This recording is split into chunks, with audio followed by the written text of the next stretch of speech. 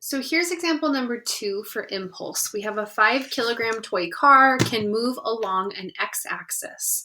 The figure gives Fx, so the x component of the force, acting on the car, which begins at rest at time t equals 0. The scale on the f-axis is set by Fxs equals 5 newtons. I hate when they do that. Just put 5 newtons there. Well, if you're already putting Fxs there, you might as well just put 5. Anyway, what that tells us here is that Fx, which is at the very top of that graph, and we can see that that's where we have, a constant force at the very top for between 2 and 4 seconds, that is 10 newtons because it's double the Fxs. And then it says in unit vector notation, what is momentum at A, 4 seconds, and B, 7 seconds, and C, what is the velocity at T equals 9 seconds. So because this is a force versus time graph, we have force on the y-axis, time on the x-axis, what this tells us is that the area under this curve is force times time, which is, of course, impulse. And we know that impulse is equal to change in momentum. So we start with an initial momentum at time t equals 0 of 0 because it tells us that the car is starting from rest at time t equals 0. So whatever impulse we have after that will be our change in momentum.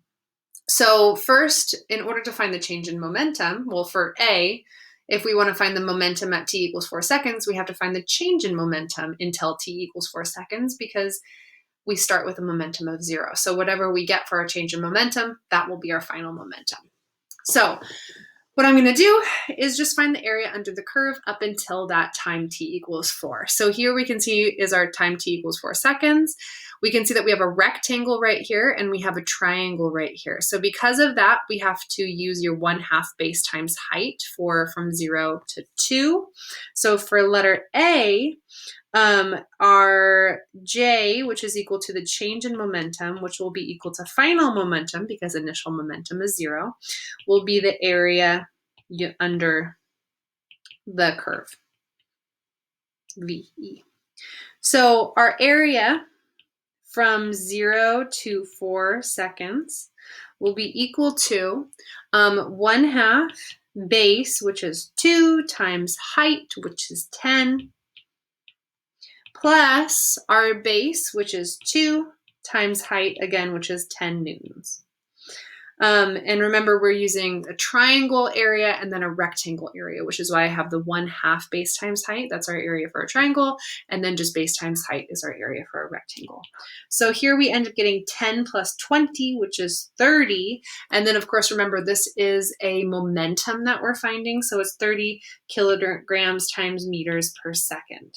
Now, of course, this is a positive momentum because we have a positive force acting on the particle, increasing that object's momentum. Now for part B, we now want to know what the momentum is at 7 seconds.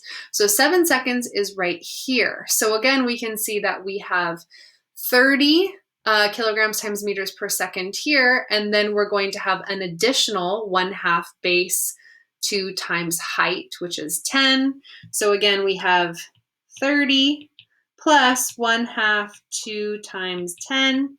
And then since we go below the x-axis, we have a negative force right here. So since we have a negative force, we're subtracting. Okay, so we have minus 1/2 base, which is 1, times our height, which is a -5. I'll just call that 5 because I already put the negative in front there. All right, we don't want to put -5 in there because then we'll be adding, and we don't want to add, we want to subtract when the area is under that x-axis. Another way you can do that is just put a positive. So instead of subtracting, you can plus and then have a -5. Either way works, you're still subtracting that whole term right there. So we get 30 plus 10 minus 2.5. And so what is that? I can't do math in my head. 30 plus 10 minus 2.5. We end up getting 37.5 kilograms times meters per second for our final momentum for part B. Now for part C, it says, what is the velocity at t equals 9 seconds? Now, of course, at t equals 9 seconds, this is right there. And in order to find the velocity, we have to find the momentum first, because we know that for part C, momentum is equal to mass times velocity. So therefore, velocity will be momentum divided by mass.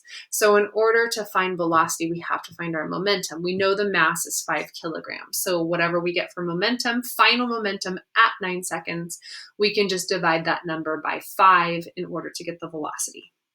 So momentum, I'm just going to start from our 7 seconds, which is right here, because we know that the momentum at 7 seconds is 37.5. And then I'm going to subtract our base, which is 1/2 base, which is 2, times height, which is 5. Again, you can add and then put a -5 there, you get the same thing. So our final momentum at 9 seconds, we end up getting 37.5 minus 5, which is 32.5